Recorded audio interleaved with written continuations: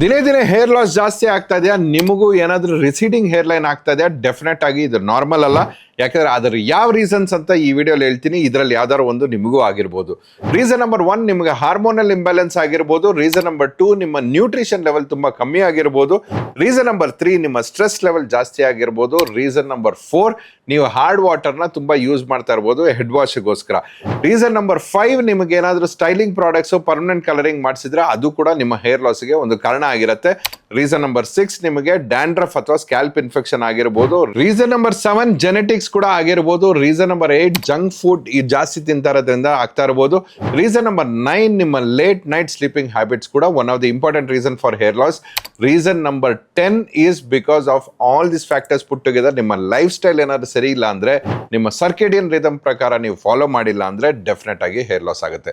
So guess ಮಾಡೋದನ್ನ ನಿಲ್ಲಿಸಿ right treatment ತಗೊಬೇಕು, ರೈಟ್ ಡಯಾಗ್ನೋಸ್ ಆಗಬೇಕು ಅಂದ್ರೆ ಡೆಫಿನೆಟ್ ಆಗಿ ಒಂದು ಹೇರ್ ಟೆಸ್ಟ್ ಲಿಂಕ್ ಈ ವಿಡಿಯೋ ಕೆಳಗೆ ಸಿಗುತ್ತೆ.